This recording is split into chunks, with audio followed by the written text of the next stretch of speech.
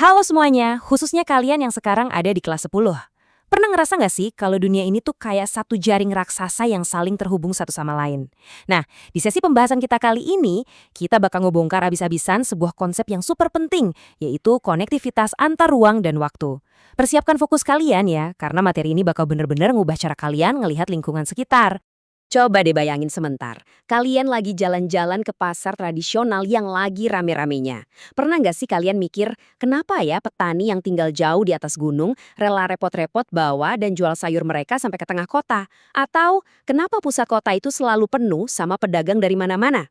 Nah, ternyata ini tuh bukan kebetulan belaka loh. Pertanyaan-pertanyaan simpel sehari-hari kayak gini justru jadi kunci utama buat kita paham gimana dunia geografi dan interaksi sosial kita itu bekerja. Biar kita nggak nyasar, ini peta perjalanan kita hari ini. Kita bakal mulai dari konsep dasar banget, ruang, waktu, dan keseharian.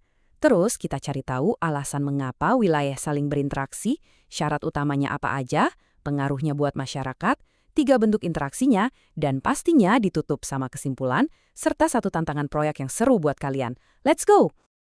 Oke, kita langsung masuk ke perhentian pertama kita. Ruang, waktu, dan keseharian. Coba sekarang kalian lihat sekeliling, tempat kalian duduk sekarang, udara yang kalian hirup, sampai lapisan tanah di bawah kaki kita, itu semua adalah ruang atau space.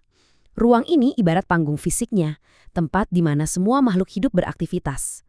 Nah, kalau waktu itu ibarat garis rekaman panjang yang nggak kelihatan. Dia nyatat setiap kejadian dari masa lalu, masa kini, sampai masa depan nanti.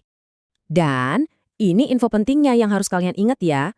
Ruang dan waktu itu kayak dua sisi mata uang yang sama. Nggak mungkin bisa dipisahin.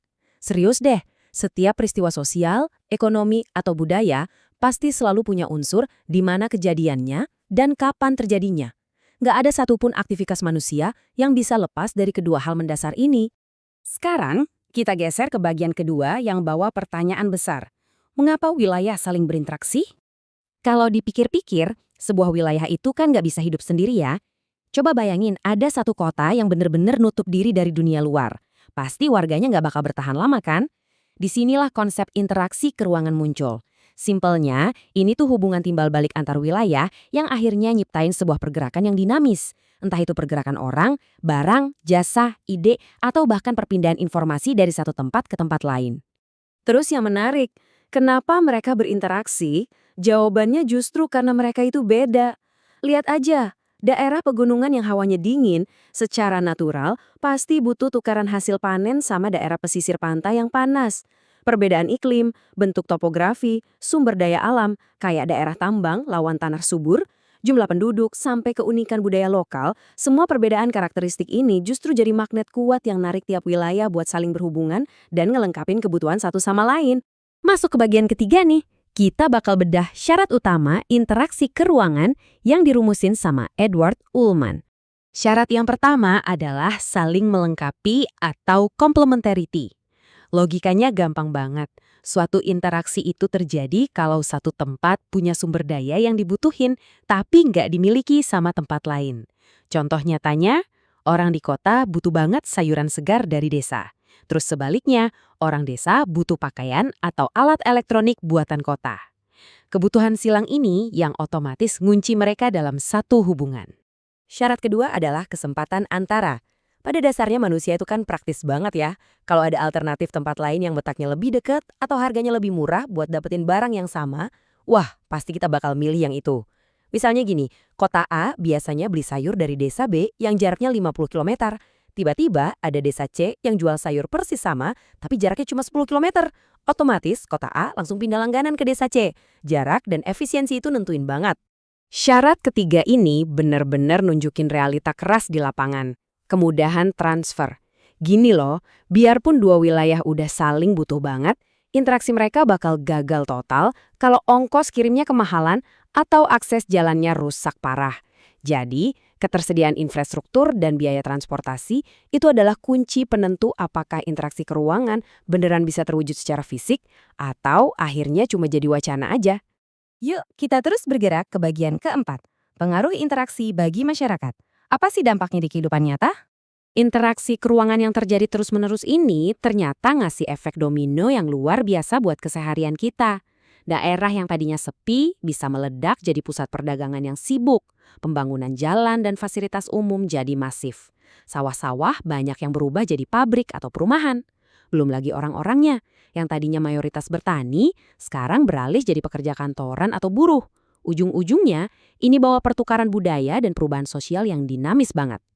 Biar kebayang nyatanya, kita ambil contoh sentra batik di Pekalongan.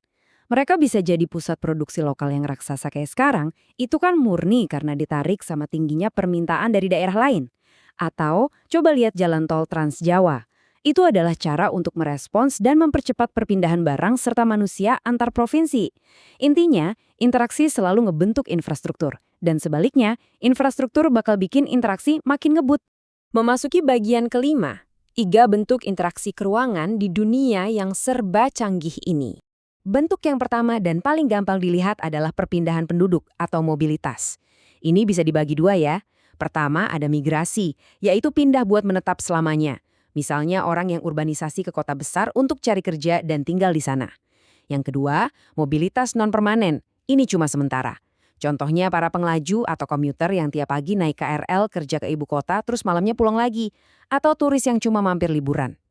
Nah, bentuk yang kedua ini kerasa banget buat kita sekarang. Komunikasi.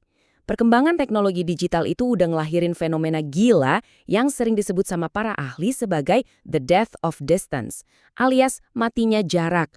Bayangin aja, dengan internet dan media sosial, kalian bisa ngerjain tugas kelompok, ngobrol, atau debat sama orang di benua lain tanpa harus beranjak 1 sentimeter pun dari tempat duduk kalian. Jarak fisik itu benar-benar udah nggak relevan lagi. Dan bentuk interaksi yang ketiga pastinya adalah transportasi. Sebagai negara kepulauan, Indonesia itu bergantung banget sama beragam jenis transportasi. Kereta api dan truk ngurusin mobilitas jalur darat antar kota. Kapal kargo dan feri itu ibarat urat nadi yang nyambungin ribuan pulau kita yang terpencar. Dan pesawat udara mastiin perjalanan lintas pulau bisa ditempuh secepat kilat. Harus diingat ya, ketiga bentuk ini, mobilitas, komunikasi, dan transportasi selalu saling terkait dan saling menguatkan. Nggak kerasa, kita udah sampai di perhentian terakhir di bagian ke-6, kesimpulan dan tantangan proyek. Sebagai rangkuman cepet dari materi yang padat ini, ingat selalu kalau ruang dan waktu itu mustahil buat dipisahin. Terus, wilayah saling berinteraksi karena mereka punya karakteristik yang beda, dan ini selalu didorong sama 3 syarat utama Ullmann, saling melengkapi, adanya kesempatan antara dan kemudahan transfer. Interaksi keruangan ini secara konsisten bawa efek yang gede banget buat ekonomi dan sosial, entah itu lewat pergerakan fisik manusia, komunikasi digital tanpa batas, sampai ke jaringan transportasi modern kita. Nah, sekarang giliran kalian yang beraksi. Pengetahuan ini nggak akan nempel kuat kalau cuma berhenti di tontonan aja. Saya punya satu tantangan project mini yang seru banget buat kalian. Abis ini, coba deh melangkah keluar rumah. Amati benar-benar lingkungan RT, RW, atau desa tempat kalian tinggal. Bentuk interaksi keruangan apa yang lagi terjadi di sekitar kalian saat ini? Siapa aja orang yang datang dan pergi? Barang apa yang lagi dikirim atau ditransaksikan? Terus apa dampaknya buat lingkungan kalian? Mari kita ubah teori dari layar jadi observasi nyata yang asik. Sebagai penutup, coba renungin satu hal ini. Di era di mana internet bikin jarak terasa mati, apakah sekat-sekat ruang secara fisik masih benar-benar ngebatasin kita? Coba dipikirin ya. Sampai jumpa di pembahasan seru kita selanjutnya.